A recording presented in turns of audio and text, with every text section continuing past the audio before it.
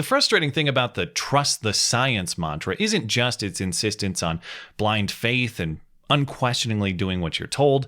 It's that the science that is supposedly so conclusive is never actually presented. I'm willing to trust the science if you can show it to me and explain it to me. But the conclusive science on all of our political prescriptions for this virus just isn't there. There is no conclusive evidence that lockdowns and mask mandates and other state interventions slowed viral transmission or prevented deaths. The states that only recently opened up after months of chasing small business owners to the end of the legal earth are the same states with the worst per capita death rates. The only conclusive science I've seen is on the other side of that deal. The science of just how costly these policy decisions were. Current estimates are 200,000 excess small businesses closed nationally last year. Sure, those may not be lives lost, but those are often lives ruined. Those are family livelihoods severed. Those are employees laid off. Those are dreams destroyed. Those are self-sufficiency suffocated. So that science, to me, seems pretty clear. We gained almost nothing health-wise, but we sacrificed almost everything. Or at least the principle of almost everything. We sacrificed our own self-determination. That's the costliest thing short of your life itself. And once you surrender control of your own life, you've effectively lost it anyway. As we've seen in this teaser for authoritarianism, the central powers aren't going to value your life quite like you or your family would. In other words, it's been a year of little or no benefit in exchange for massive costs, and I've been waiting for the counter case. Instead of just the NPC mob droning, trust the science, I've been waiting for someone to show us the science. Show us the evidence that the massive costs we paid produced massive benefits that were obviously worth the price. Well, credit to a columnist in the LA Times for trying to make that presentation with a piece this week that explains, I'm a dummy. I have it all backwards. It's not that lockdowns cost everything and produce nothing. It's the opposite, actually. Lockdowns were clearly beneficial in saving lives, and they didn't even harm the economy at all. Wow, what a great deal. Don't believe your lying eyes, you stupid rubes. Just be thankful you still have the eyes to read this propaganda. I will give credit for at least presenting and explaining the evidence. That's a lot more than most do, but that's about all for which I can credit. The evidence here is incredibly flimsy and selective, and this piece just outright omits key information to the contrary. This piece is two related arguments in one. First, that lockdowns produced obviously beneficial health outcomes, and second, that they didn't cost anything economically. So we'll take these arguments in order. The piece claims, quote, numerous studies from across the world have found that lockdowns succeeded in suppressing transmission rates. The numerous studies cited are three: one from Italy, one from France, and one from UCLA here in the US. None of which are even compelling, let alone conclusive. The French study looked at 9 countries and measured the date of lockdown start against a complex statistical model of infection rates to produce a series of charts showing, see, all these lockdown countries had gently declining infection rates in the months later, while the no-lockdown Sweden and the variable lockdown USA instead had plateaued cases. Well, first of all, plateaued cases are not what we were warned about. We were warned about out-of-control, skyrocketing cases unless we lock down, not a hardly noticeable 10% difference. But second, why are cases the metric of concern here? An individual case of the virus is only a concern if there's a negative outcome. The worst outcome, of course, being death. Are there obvious differences among these countries in death rates? There are not. Over a year in, and the deaths data look overall similar. Your so-called responsible lockdown countries, according to this study, are in blue on this chart of per capita deaths. And your foolish, reckless, anti-lockdown countries are in red.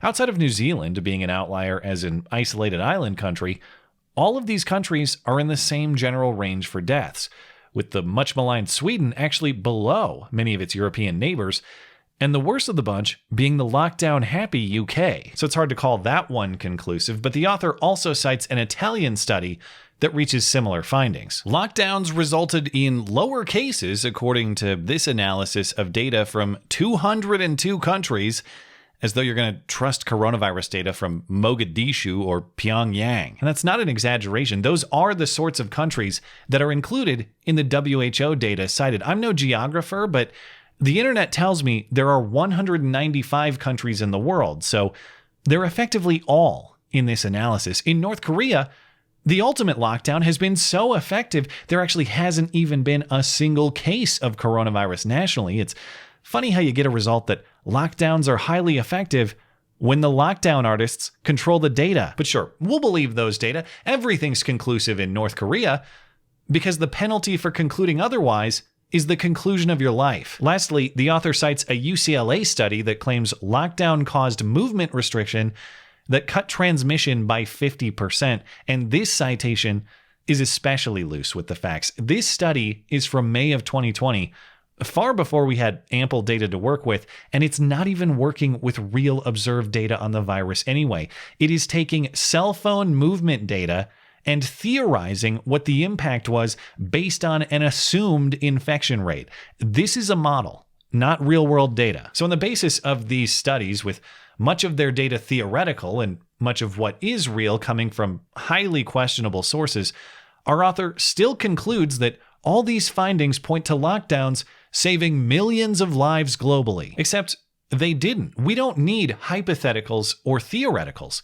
We can consult the real-world data. We know that 2020 was an especially deadly year in the US based on emerging CDC data.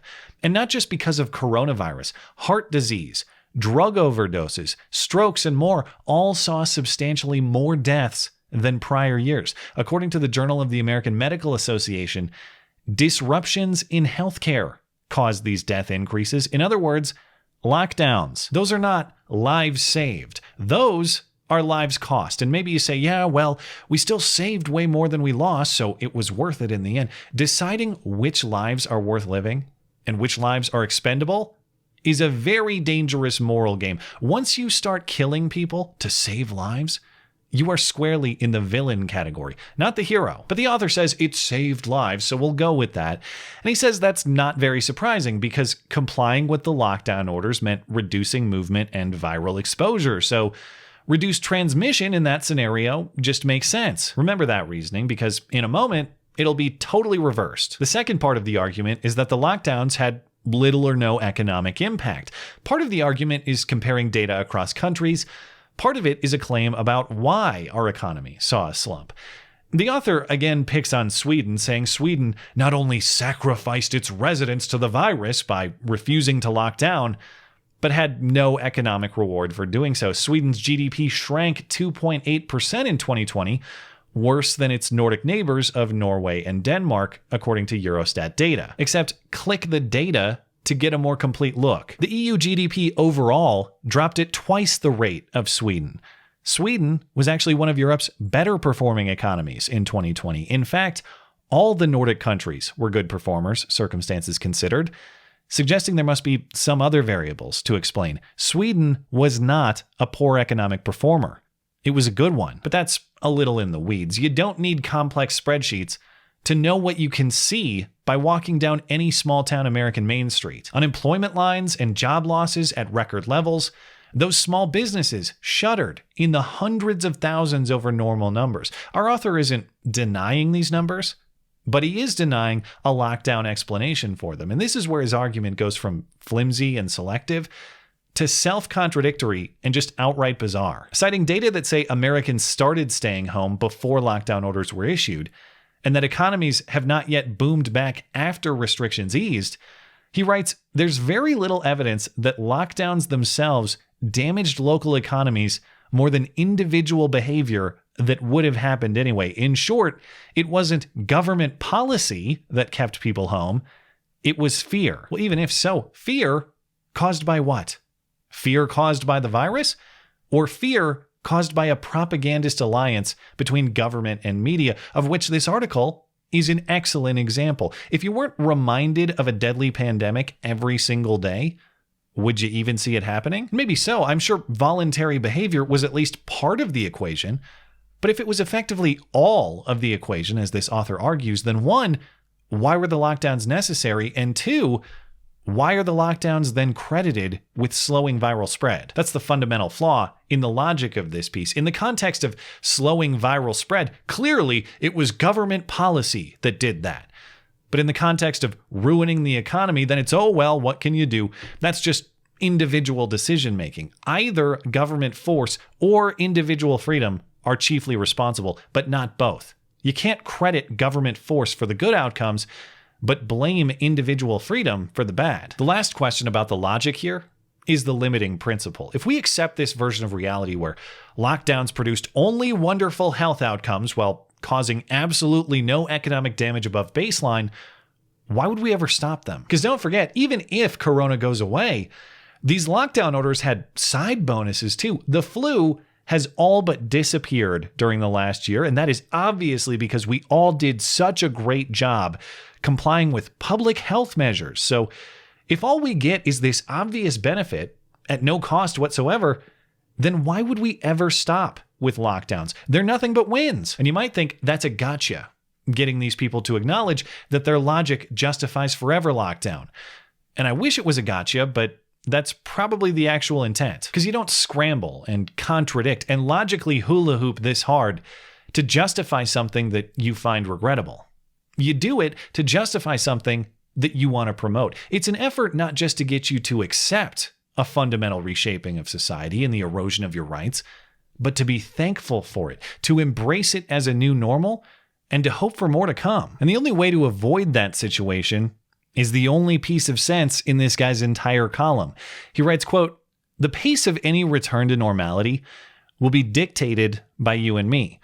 Consumers making their own judgments about when and under what circumstances it will be safe to resume old habits." We've been surrendering to dictators when we should have been dictating the entire time, not just by right, but by result too. It's hard to imagine things would be worse if we did, but better late than never. Yesterday may be gone, but today is still a better day than tomorrow to remember that someone else's coercion doesn't lead you to prosperity, only submission. Take any claim otherwise with extreme skepticism, because those claims don't value your life with anything more. Thanks as always for listening and for supporting this channel. Always appreciate that thoughtful discussion down below, and especially over on Minds, that is at ML Christiansen. You're always welcome to coming out and chat in my live streams. Those are linked down in the description. Looking forward to it. Goodbye.